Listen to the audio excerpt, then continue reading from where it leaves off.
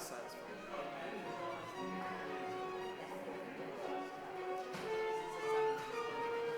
We're of the age where we have to fix that. Yes. Boy got my back just hurts like a generic lower back pain, and then they're saying my father time out. I don't understand.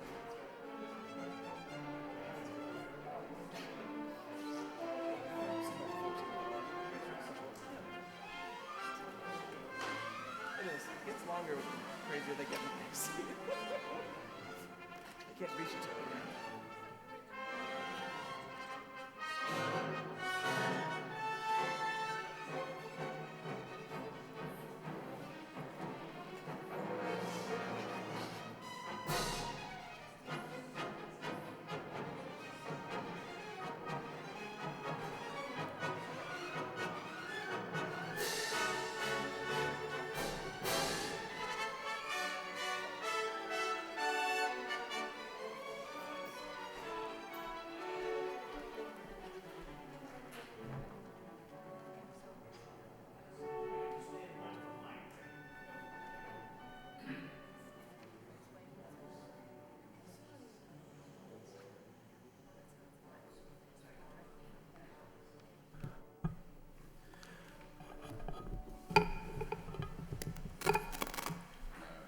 If the clerk's ready, we'll call a roll for the Technology Utility Subcommittee. Chairman Leahy. Here. Counsel Cirillo. Here. Counsel Noon. Yes, here. 3 present. Good evening. Tonight, we're going to get a presentation from Scott Bradshaw from Sci-Fi. We have some questions, and you're here to explain what your company can offer the city of Lowell. So if you want to get started, we'll turn the microphone over to you. Thank you. Thank you. Okay. So, yes, Scott Bradshaw, Sci-Fi Networks, president of the organization. I put together a series of slides, very high level, just to really give some weight to the RFP response that we submitted in the tail end of 2018 and add substance to the magnitude of what we presented to the city, and hopefully be one that you would want to embrace and move forward with. The response that we provided is very similar to other communities, so that being Salem, Massachusetts in the Commonwealth, Saratoga Springs, New York, East Hartford, Connecticut, Fulton, California, which is in full swing and underway in construction at the moment. And that is, in a private environment, Sci-Fi would like to, on our own dime, fully fund a fiber optic cable on every single street throughout the entire city, bring in multiple competitive service providers on the network day one, giving everybody, residents, businesses, competition against the current providers you have in the market. So that being choice, pricing, and the quality of speed. That, as well as a whole different offering, which is a true smart city infrastructure, which we will come on to. But that really is what that says here. And we'd like to do all of that, I say, with no municipal dollars. We'd like to take that business risk. And I'll explain in the latter part of the presentation how we arrive in a position that we know comfortably we're able to do that. And I'll talk to the Fulton market, even though he's not your neighbor, but here we go. So we have a brand called Fiber City, and that brand is really the encompassing of what I just mentioned, that we want to pay for everything, we'd like to pay for everything. And it's creating that environment. This is a level playing field for any service provider.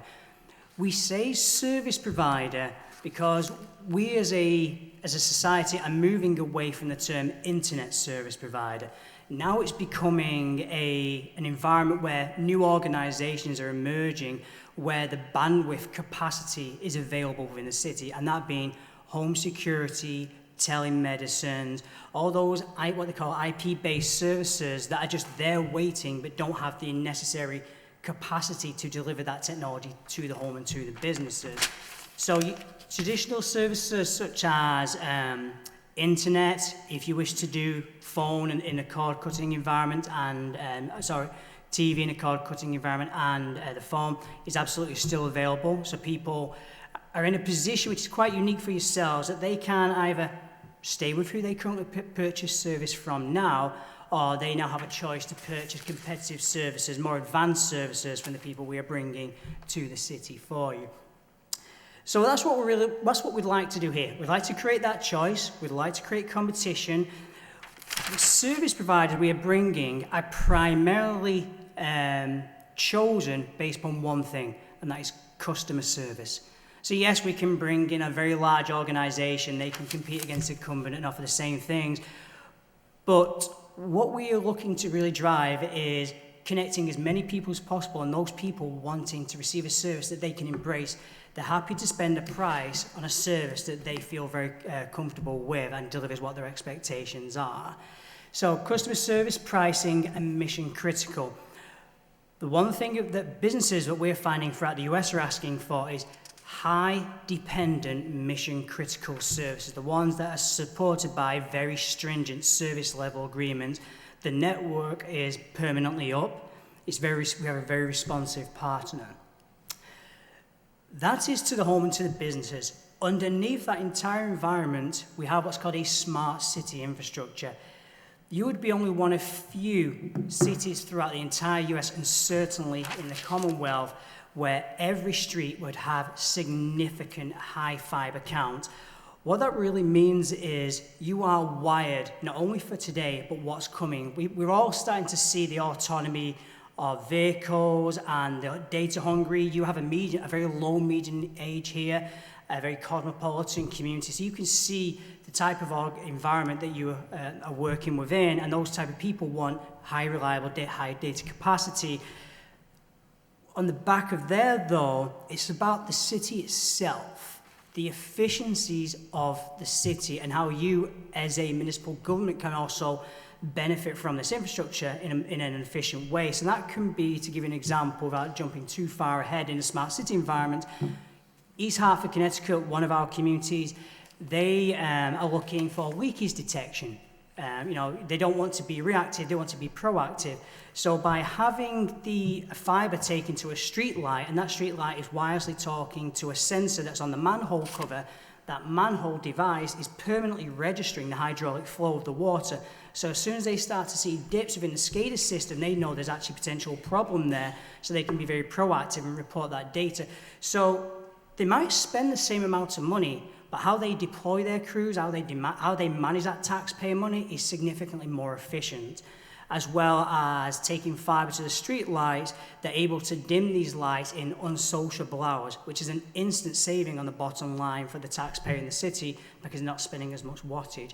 So for you as a community, you're in a very unique position because what Sci-Fi asks is, we're going to design in a particular way, but what we'd like from you is input into that design. So with every city that we have, we incorporate your requirements into the design day one. We don't want to come and do this twice. It's going to cost Sci-Fi a lot of money.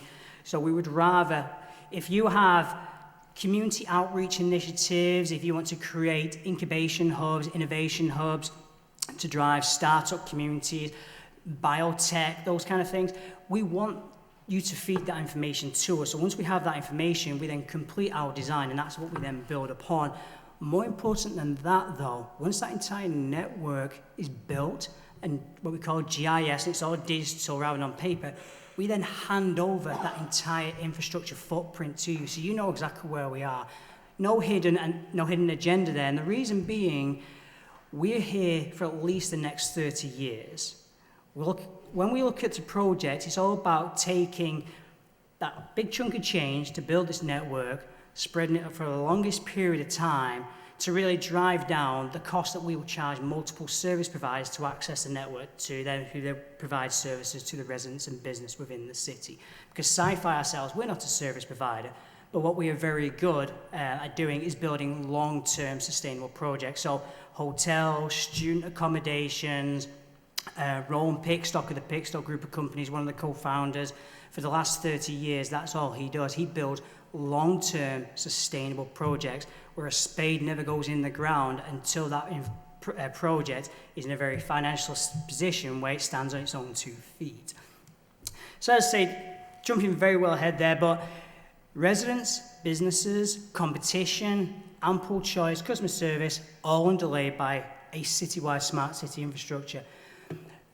This is obviously small on the screen, but what we're saying here is Sci-Fi works in a neutral state. What we have is what we call a 3-layer model. We separate the infrastructure in the ground from the person operating it, from the person selling you services. Because if that person is in exactly the same entity, you are strangleholded by, if the network goes down, there is nothing you can do. If they offer you a series of products, you have nowhere else to go. If they operate that network very poorly, you pay for, say, 100 megabit service at home and you receive 50 meg, you're still beholden upon that service provider. So what Sci-Fi does is separate those 3 layers to ensure that each one is neutral, and at any given time, should you not, or we not be happy with a service provider, we can switch them out for one that will perform as your expectations are. And again, they're competing against each other. But the network at day one is what we call, it's a truly redundant network. So we don't have an infrastructure that has what we call a central office, which is one point of location in the middle and spans out everywhere, which creates multiple points of failure. Sci-Fi is designed this network, I say, for a minimum 30-year horizon, so what's potentially coming.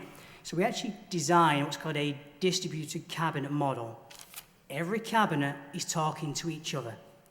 And every cabinet is sending that information east to west. So at any given time, should you take a pipe out, should a construction project be happening and you take one of those fiber lines out, it just reroutes information automatically, so no one knows any different. Our design is purposely structured in a way to keep this network up as much as possible. From the back of there, multiple service providers. As you can see, we on day one will be looking to bring at least 2 new competitive service providers to this community. So on day one, when we start construction, you have the devil you know, or you have 2 brand new people that are going to be competing for that market space to give people choice.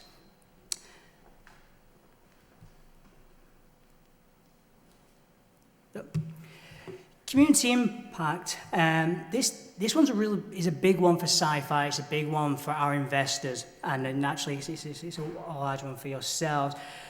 When Sci-Fi is looking at a community, we're looking at various things and the demographics of the community and the story to be told with that community. Should this type of infrastructure be in place? What does that really mean? Who's going to benefit?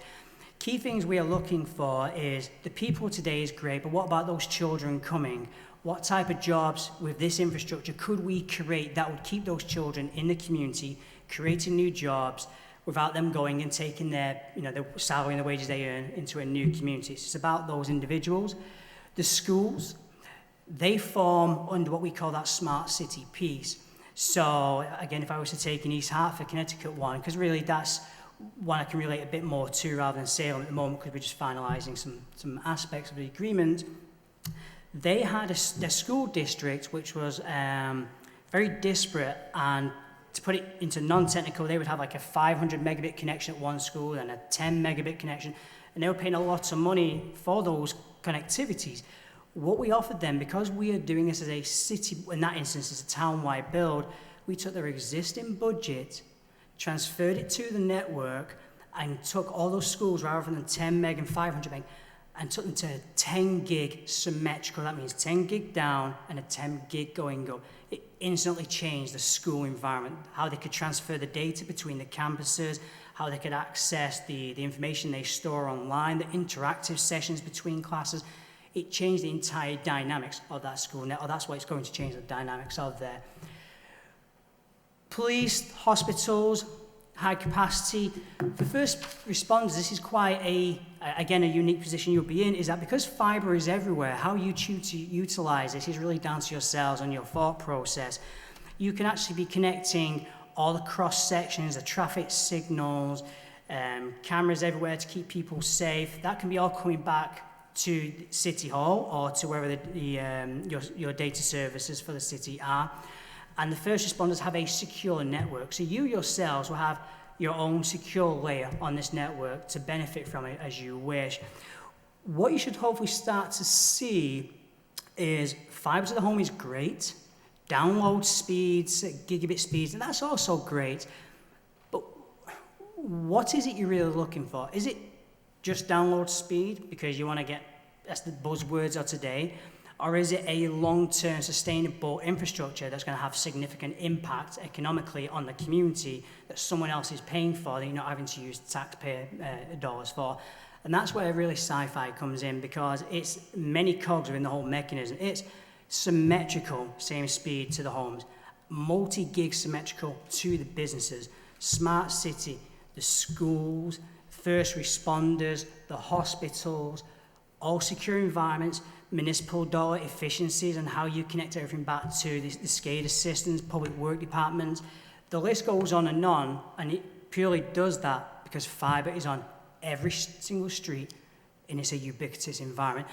And that's where sci-fi really comes in. That's the one thing we need to ask of you. We need access to every single street. By you providing us with access to every street allows us to then install fibre for everybody. We will pass every single building, and we say pass because we want to bring people on rather than alienate them from the network. So we will pass every building, and the ISPs that come on the network will be pre-marketing those. Say, hey, we're going to be scheduling in 2 weeks in your neighborhood. These are services we are promoting. Would you like fiber? If they say yes, Sci-Fi's partners, construction partners will come along. Sci-Fi pays for those connections, that fiber connection and the electronic to the home. That's all on us as well. Now that could be day one, or that can be 15 years from now. Sci-Fi's still going to pay for that connection to that premise.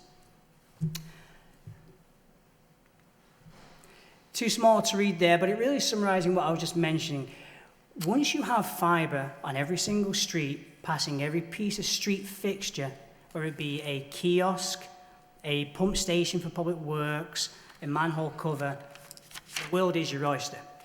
And how you can deploy. It comes down to research from your side and support from us on how you can leverage those efficiencies for the municipality. Here's a prime example, one of the cities we're working with. One of our partners I'll come on to is Nokia. Nokia driving the industry on the IoT, the Internet of Things. You can have such examples being connected light posts. What we're actually doing here is presenting the community with outreach information.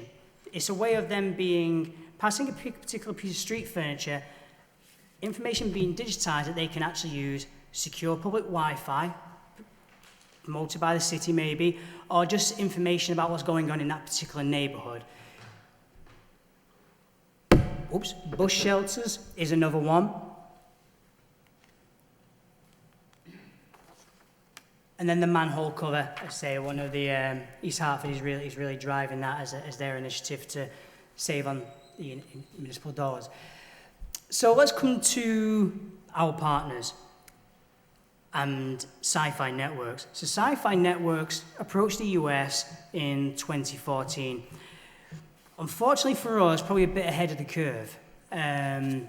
What Europe is doing in 2014 compared to what the US is doing was two very different things, and somewhat is still the case. Sci-Fi recognize that you are, as a society, in a monopoly, duopoly environment, apart from other cities that are trying to progress and create competition. So Sci-Fi had a model where we would pay for everything, and then we'd actually lease that infrastructure to a city, where multiple providers would enter into financial commitments to a city, and the city would own that infrastructure. So it was quite a unique and an unbelievable proposition, and one where we got down the road with many cities, which is noted in the public domain across many different states. Sci-Fi spent a lot of time and a lot of money really trying to promote that model. We felt that was a fantastic model. Unfortunately, when we got to city councils, he never really got past that final 11th hour of signature. What Sci-Fi did realize, though, is that we still wanted to do something with cities in the US. And that's where we took a step back. We started to work with multiple cities, creating a true private model where Sci-Fi pays for everything. It's our network, but the community gets all the upside without the taxpayer dollar lease program anymore. So as you'll see now with the likes of the Fulton, which is under full swing, construction crews there, and all the others on the New England space in New York, which will be mobilizing shortly, they are all the new model that we are using. And that is what we're offering yourselves today. Not only were we ahead of the US space in the municipal markets, we're I guess unfortunately ahead of the financial markets as well, because they were still waiting to see if fibre in the ground was really a long-term asset. Was it going to be a benefit to the US market? Along came Google Fibre. Google Fibre very quickly, through their branding side, were able to deliver the benefits of what fibre means to a community, not just fibre to the home, but everything else that comes with it, the quality of life. That really started to help and merge the financial markets to where we are now, where Sci-Fi recently announced our partnership with White-Helm Capital and APG. White-Helm Capital manage a smart city investment fund, which is a global investment, which is backed by APG. APG are the largest pension fund in the Netherlands that currently manage assets for approximately $540 billion in value. They recognize not only was Sci-Fi ahead of the game, but now is the right time to start rolling this out, because no one else in our entire 5 year of being here and trying to shape the model that's going to work for communities, no one's doing it. And it shocks Sci-Fi that there are not multiple Sci-Fis doing this. They recognize that Sci-Fi not only has the model, has phenomenal partners, Nokia, Corbel, Arcadis, and now we've been able to announce our 2 partners for the Fullerton market, which is Gigabit Now and Ting Internet, part of 2 Cows. Those organizations are built purely around customer service. Phenomenal pricing, phenomenal products, customer service off the charts in regards to their net scoring ratios compared to anyone else in the entire US. With Sci-Fi, the way we look at a community and say all those demographics and one thing another is which service providers are going to benefit this community. Because those service providers there might not be the right ones for here. And the reason I say that is when we have an agreement in place with City Council, we then, on our dime, pay for an independent study. And that independent study is an outreach to the community. We outreach to the residents, we outreach to the businesses and other people. And it's, what do you actually want? Rather than us telling you and thinking what you might want, are you not happy with price? Do you want the products to be cheaper? Are you happy with price but you just want a better product? Or would you rather pay the same price and have a phenomenally superior product? We take all of that information, and then that's really how our ISP partners are formed, the ones we choose that are best going to suit this community, and it gives them guidance and confidence within the Lowell market of what they can bring to here that people would actually like to purchase. So, I say we've had to hold off, but now we've been able to announce this. Some phenomenal partners, absolutely phenomenal partners. And really this is how we'll be rolling out from this point forward. With Sci-Fi being that neutral organization, we go a step further. We actually take out, when we construct, which we'll come on to, the networks, we take out what's called fully repairing and insuring policies. So where a builder might put some infrastructure in the ground and then that construction's looked after for 1 year, maybe 3 years, and they'll come back and fix this if anything goes wrong. We take out those in policies for the entire project. So at least for the next 30 years, we'll stand behind the entire infrastructure that's put in the ground. We choose Arcadis, one of the biggest quality assurance organizations in the world, to validate us. Because what we want to ensure is if we say the cable is at this depth, we've not shortchanged and it's half the depth, and we have a poor relationship with Public Works, we appoint an independent organization on behalf of everybody, the banks, the ISP, or the service providers, Sci-Fi, everybody. So they say, well, these contractors did it this way, they've conformed to everything, their insurance policies are good. What I'm really trying to encapsulate there is, it's not just quick download speed. This is a very long-term project that's going to add significant comfort to people wanting to move to this community and stay in this community, because the infrastructure is surpassing anything else in the US today. We use what's called microtrenching. Microtrenching, as you can see, the train there is about 80 to 100 feet long, moves at a phenomenally fast pace. We're talking several thousand feet a day. It's actually been around in the US, been worldwide for a very long time, and been in the US actually for a long time, but no one's been employing it in a citywide fibre to the home, fibre to the business environment. So that's actually, we recognize that was a way to go. It was quick, it was efficient. We would be looking to build this entire city in less than 24 months. From the point we have an agreement with City Council, we'll be passing every single premise and street fixture within that time frame.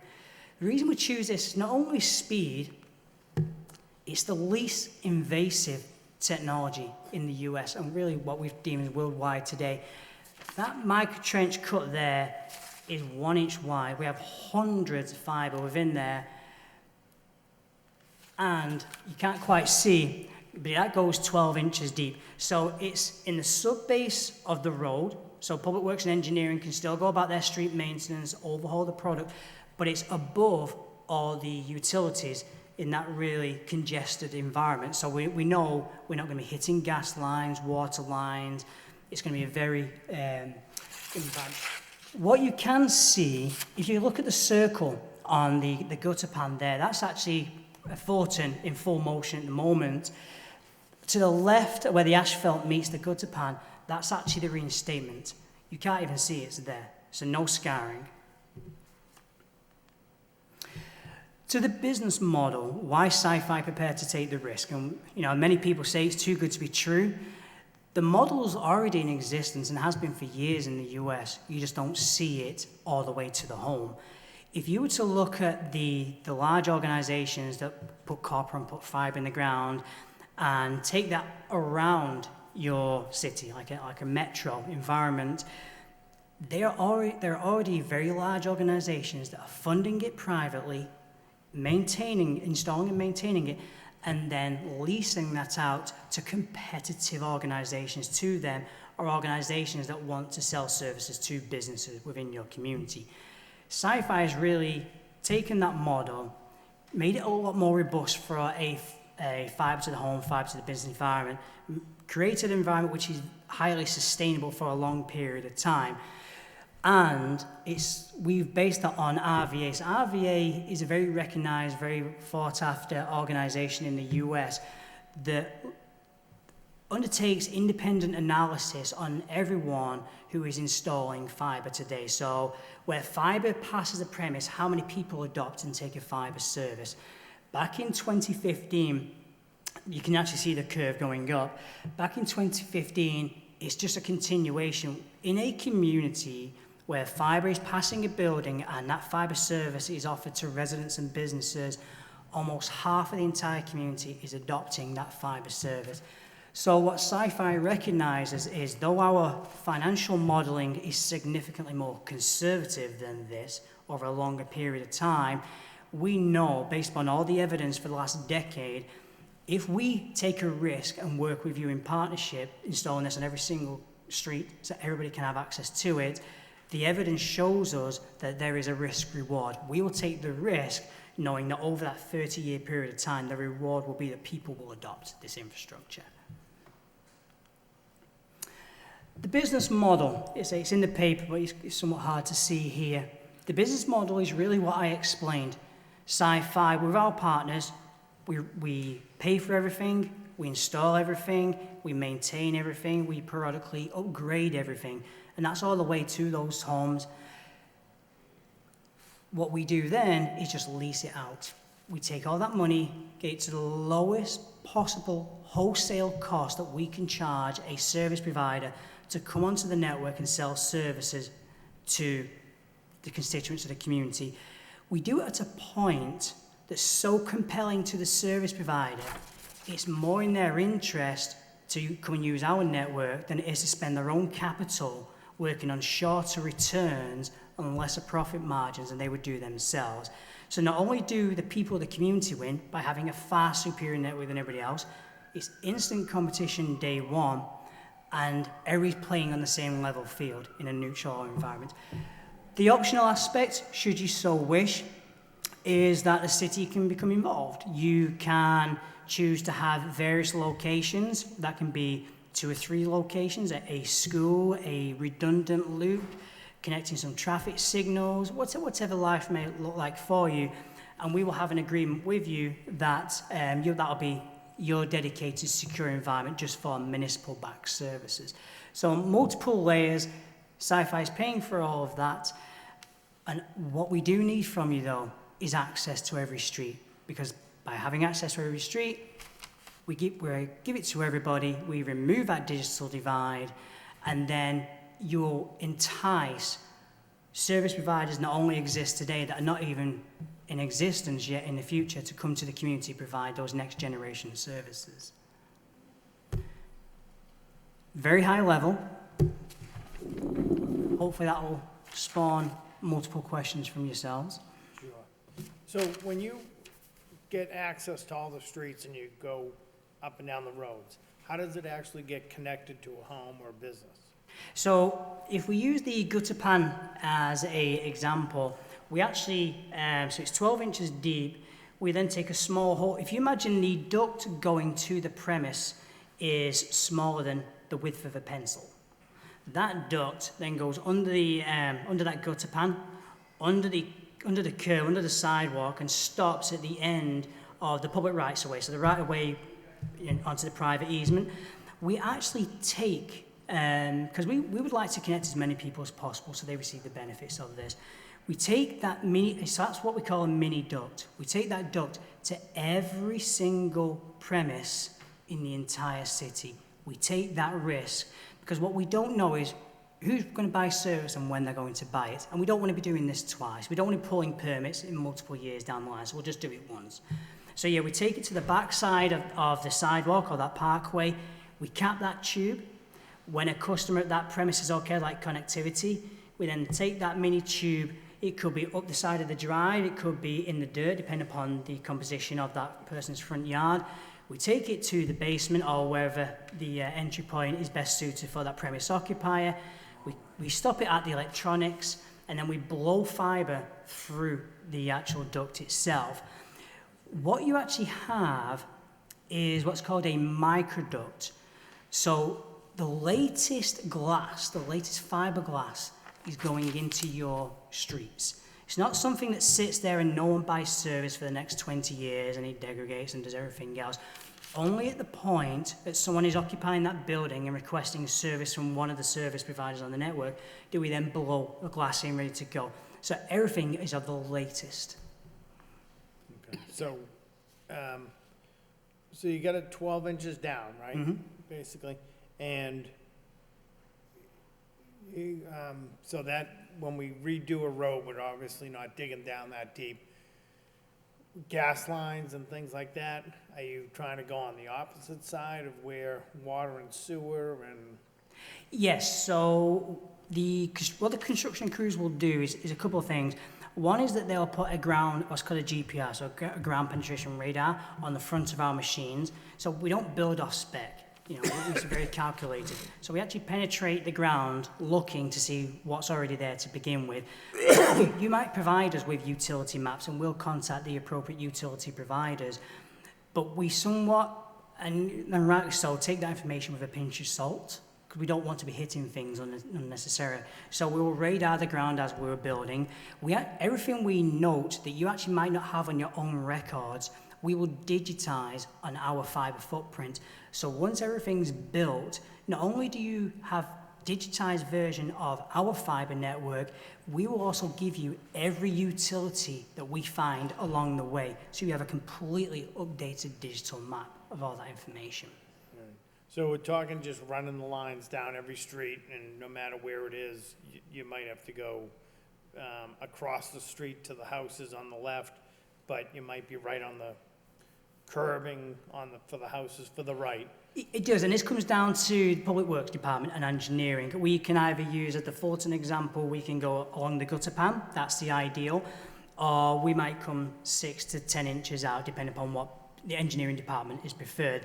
The intention there is not to create what's called islanding.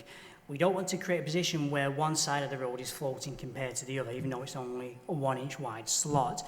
So we get guidance from yourselves. You know your roads better and your streets better than we do. We show you how we can do it. It's almost an open book on where we can put that slot cut into the road, and we take your direction and we do that accordingly. And if I can add value, if I may, to the utilities, because the infrastructure is designed, as I was mentioning at the very beginning, as a mesh network, which means all those cabinets are talking and everything goes east to west effectively. and the fibre is sat within mini ducts. If you actually wanted to overhaul the entire street, go 18 inches or 24 inches down, we would actually already know what your build program is because we'd be working with you. Because it's that duct, because it's a cabinet, we can just reroute that fibre to another location, pull it out of the way. You can overhaul and rebuild that entire street. We can put the duct back into place, and you can overlay that with your new asphalt as though it's not even there. There are just so many unique differences, and it really is because technology has moved on so much to where we are now. Okay. And this, when you do a city this size in 2 years, say, you're working straight through the winters and... Our intention is to be working as much as possible. There will be weather conditions, and we will intend to work around them. The beauty with Sci-Fi is that what we have signed with, the Sci-Fi proposition, is what we have signed with all the cities is what we call a development agreement. And that is a master agreement of all the permittable construction techniques that your engineering department will allow. So not just microtrenching, anything else. And how we go about that, and how we reinstate, and how we respond within X amount of hours to a certain event. So from there, at any given point, we can just respond accordingly to where it may be in any given time. Okay. All right. Sure. Councilor Cirillo.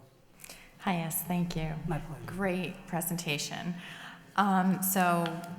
Would you, I see that you would have an office here in Lowell. Mm-hmm. Can you speak to that?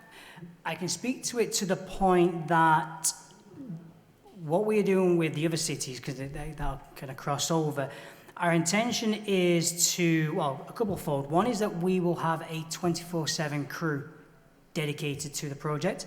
They stay within the city for the life of the project. And from the service providers, what they intend to do, which they're doing in the other communities, is employing local staff. Great. The reason being, those local people, not only are we creating jobs, but you know the neighborhood, you know the community better than what the service providers ultimately do. So if you take Fullerton, what you may or may not have noticed is the service providers going to that Fullerton in California community are both out of state. So you shouldn't necessarily think that, they're going to use some in-state service providers. Though I'm actually speaking with them, I'm also speaking with out-of-state, because it circles back to what I'm actually looking to do is have the best customer service and the best price and the best products for your community. And that doesn't necessarily mean you'll receive that from in-state service providers. You may do, but you may not. Okay, so also your cabinets, how far apart will they be distributed throughout the city? So our cabinets are typically about 1,000 homes per cabinet, give or take. You'll get this community here, about 39,000, 40,000 with change. So what that really means is that's how many cabinets we will have in this community, and they will be spread according to the best locations and ultimately dictated by yourselves. So the cabinets are 4 feet high, 4 feet wide, 2 feet deep. So they're very small footprints, but even then, for us, the ethos is out of sight, out of mind, as long as we have power to control them, even though they have all the appropriate backups and everything else. So we would look to site them on the parking lots, we would look to site them maybe on school areas as well, or fire stations, wherever we can access power, that they're not unsightly, is what I'm really trying to say, i.e. not in front of someone's living room front window. Right, Yeah. thank you. And I know all about microtrenching because I work for the Civil and Utilities Department in for my company. So I know all about, and I think microtrenching is fantastic. You're right there as far as making sure that the road is not being torn up. It's very clear and concise, so that's a plus, so thank you. It is, and the key thing for Sci-Fi, once we have actually, it's during the agreement and post-agreement. During the agreement process, so, ultimately, I have the agreement signed by City Council Salem as part of the Commonwealth, and that's the one I'll be presenting to yourselves, and we're just looking for red line negotiation of anything that needs to be localized. Before we do anything, we involve as many departments as possible. So Public Works, Information Technology, even City Council, as well as if you have steering committees for the community. We just want to make sure that the network is designed in the most advantageous way. It's built in a way that everybody's going to be happy with. You know, we take the open approach. We get beaten up about it many different times, but we take the view that if we're open about everything, then you can't, it's not like you think we're approaching with that hidden agenda. Right. So sometimes things do take that little bit longer than what we would actually like, but at least when the agreement's signed and we're ready to build, the community know which service providers are coming, you know how it's going to be built, you know how it's going to be maintained, and more importantly, I guess, than that, you know how the community can benefit from a smart city services infrastructure. Right, and there was a question about the canals and our canal system, since we are a city of many canals, and that won't be an issue as far as connectivity. No, so that's where ubiquity comes into play. You know, because we're going up and down every street, we design accordingly to accommodate that, yes. Fantastic. Okay, thank you.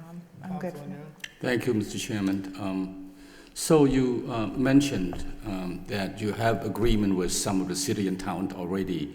Are those already, you do distribution of network already, or just the phase one, let's say, construction? So it would be phase one. I guess phase one would be the best way to answer that. So Fullerton, California is our first. They are in full swing construction. That entire city actually is a population of about 135,000 people, about 3 million feet of construction. So slightly bigger than yourselves, but not too much bigger. And that again is a 24-month project. All the other projects, so I must say that slightly differently. As we are working with each city, we are going through that learning process. So how we finance the project, how we amortize that project, how it's very sustainable, that's great and that's done. But how we work with the city, we're always learning. So if you were to take Salem as a prime example, we signed the agreement with Salem back in July 2018, I think it was now, which gave us access to every street. But they also wanted to benefit from smart city services for their community. In hindsight, we probably should have run those agreements in parallel, so they were signed at the same time, but we didn't. We ran one after the other. What that really meant, and I'm being convoluted, but I want to give you some meat to the bone here. Because we then ran the Smart City agreement on the back of there, that extended the time that we could actually build, because those Smart City locations have to form the overall design of the infrastructure. So that actually got finalized a few months ago. So that's all done. So hopefully very shortly, in a not too distant future, we can now just finish up the validation of the design and mobilize crews in the Salem market. So the way we would work here is that we would provide the master agreement, the Salem agreement, and also the Smart City agreement, both at the same time. If you want to have Smart City services, great. If not, no problem also. We'll just go ahead and build out the network. So phase one is the best way to look at it, but now all the other projects are going to run simultaneously. So the New York, the Connecticut, the Salem ones, the other ones we're working with actually over on the West Coast, they'll be announced for later 2020. In the Commonwealth, in Massachusetts, besides Salem, any other city in town? I'm not speaking with, right now, the podium position is phenomenal for both of you two cities, because I'm not speaking with any other communities. It's just yourselves. So basically you fund this project, this investor fund this project. What's in there for the investor or the Sci-Fi network? Our goal is for the service providers, because obviously we need to make a profit to be sustainable. Our goal with the service providers is for them to be so good, and the people and the businesses love them so much that there are many people in the community that purchase services from them. The more people that purchase services, the more Sci-Fi makes as a profit margin, because ultimately they're paying me to access the network. So there's no rocket science to it. The more successful the network, the more successful the project comes. So that's where the investors come in, that they want to ensure that whoever we bring here is just so good that everybody wants them, and that's where we make. You also mentioned that your goal is, or at least you attempted to try to create choice and competition for a resident through the service providers. Is that your aim? Okay. That's day one aim. Day one, We won't build a spade, or we won't put a spade in the ground without that being the case. Okay. I'd like to hear if either Connors or the IT individual, have any input on it. Go ahead. So, if I'm to understand this, this is more of an upgrade for the future, say, right? This is modernizing. And no, this is today what the future. This is the future today. So the best way to look at that is. Let me just say this too, Go on. so you can answer. Mm-hmm.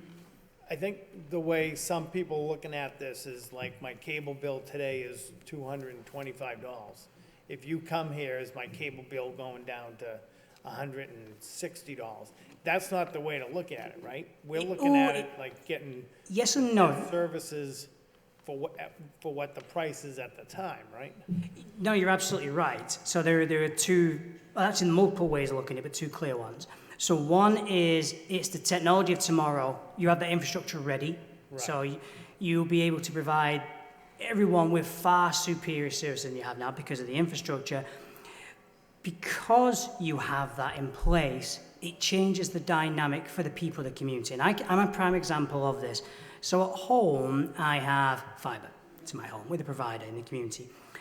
I pay for a fast speed over that, and I think that cost me approximately $50 a month. And because that pipe is very large and it's not restrictive, I don't need to be beholden on their traditional cable TV package they offer me.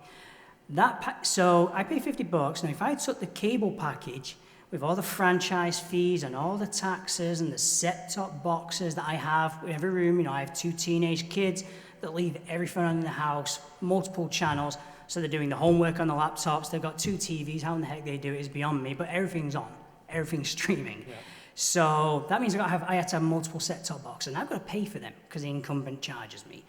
My bill with a regular Joe TV package is approximately about $156, $170 for that. I have some call it an a la carte, but actually it's a very good package. I have a online package, a subscriber package with a highly reputable, very regarded service provider. I receive all the sports channels. My wife receives all of her channels, and the kids get theirs as well. It's about a 100-channel lineup package with unlimited cloud DVR. So I can go back and watch anything live. I'll watch it whenever I want to. I pay an extra $45. Those channels are on every single TV in my house, every single laptop, every single phone, multiple streaming. So for less than $100, not only do I have fiber at a very, very fast speed, I've got all those channel lineups that I was getting via the cable. Now though, not only am I paying less, I don't have these unsightly set-top boxes.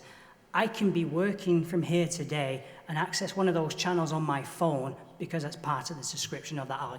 So where I'm coming to is, because you have that lower medium age, that younger age, that is where society is going for certain people, and really the older demographic as well, but younger people are realizing the cable TV, that's not where they want to be. The YouTube, the videos, choosing just a couple of channels online, being able to access them wherever they want to travel, that's where they're going. So they're able to pay a substantially lower rate per month for those providers. So they go hand in hand. So yes, absolutely, tomorrow's infrastructure today, offering far superior speeds, symmetrical fiber speeds. Actually, you can go significantly quicker than what I'm talking about, but technology and certain things isn't readiness for that. And once you have that in place, you then are able to readdress how much you're actually paying.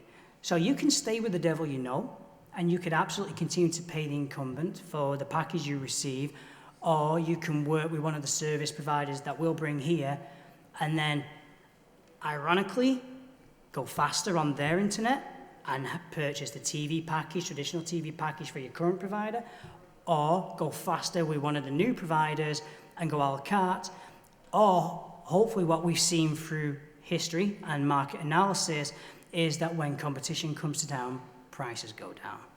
So by bringing people here, naturally prices will reduce because it's competition.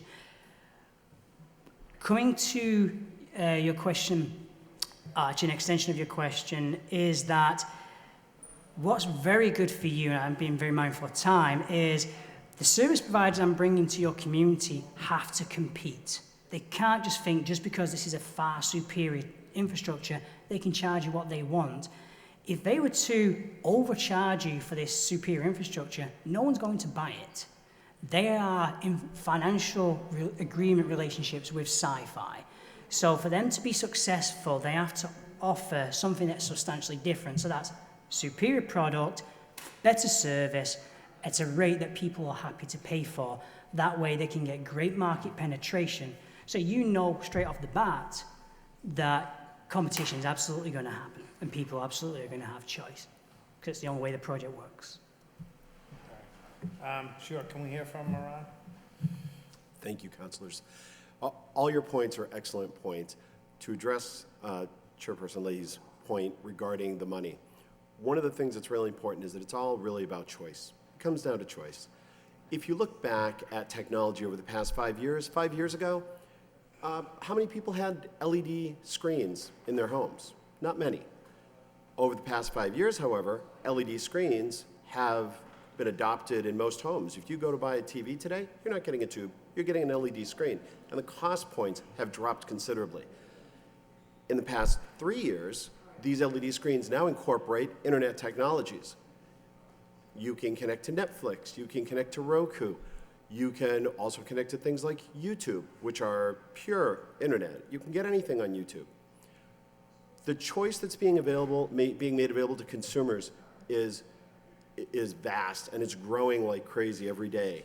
And it really comes down to choice. It comes down to the consumers wanting to consume what they want to consume when they want to consume it. Mm-hmm. You don't have to deal with VCRs and tapes. You don't have to deal with TiVo boxes and when things are recorded on your drive. You can go right online, immediately choose what you want to watch, and watch it then. Or visit a site where you can consume information from. Back when Henry Ford brought his horseless carriage to market, one of the things he also did was he paved the roads. If you brought those cars out onto the roads with the bumpy roads, nothing paved, you couldn't really sell those cars very much, but he paved them. And many of these municipalities where these cars started rolling out had miles of roads being paved on a yearly basis, even if none of the cars were there yet. Eventually the cars came because people wanted that new technology. What Sci-Fi is presenting to the city right now is something of a similar vein. There's little, if any, risk to the city. If nothing comes of it, nothing comes of it. But by looking at their technology and by the councilors choosing to move forward with this technology, you're really looking ahead over 30 years and making a 30-year commitment within the city to assist with the development of technology down the road. We don't know what's going to be here in 5 years or 10 years, but this establishes the infrastructure for it. Mm-hmm. And one of the points that constantly comes up, often comes up, is, well, what's in it for them? Well, let's be honest. Once they have the infrastructure here and the fiber is throughout the city, there are things they can do with that fiber. So, for example, if Verizon wants to come in or Sprint wants to come in and they want to provide 5G services, they have a couple of options. They can run fiber throughout the city for their 5G services, which is what they need on the back end, or they can say, hey, what kind of fiber is available in the city that we can tap into? If Sci-Fi is here, then that might be an option for them to use, and it can just help move that technology forward within the city as well. Correct me if I'm wrong, Scott, but the ability for third parties, because it is ubiquitous, to tie into the fiber is part of the goal here, correct? It is, and that's the difference, that it's not just fiber to the home. You know, gigabit speed straight off the bat, that's a given of this network. It's any IP-based service that exists and doesn't exist today. it's a quite a compelling position for yourselves to be in. And that's, I think, really all I'm asking for is, or the company's asking for, is access to every street. So we can give people this fibre connectivity. And with your blessing to council, let us bring competition so we can give everybody superior products, great pricing, and give people choice. And if they want to stick with who they currently purchase service from, then that's great. But at least they now have a choice. Okay, and quickly, do you have anything to add, Mr. Baldwin? Thank you, Mr. Chair. I think Moran really laid the case very well. I think just as a matter of form, there's a vote that was referred to this body to authorize the city manager to enter into an agreement. At the time that the vote was referred, I believe that the manager committed to bringing a full version of the agreement back to the council for review, and we're committed to do that. So we would ask this body for a favorable recommendation to the full city council. Okay, and then, so when we were talking about setting the city up for, I forget what you called it, smart use, that's a whole different, that's something that you would negotiate at the time? Yes, simplistic agreement, and all that agreement really says, it's just back to back of the access to the streets, is what are the locations? So 2 ways of looking at that, which is what everybody else is, all the other cities are doing. What do I need right now?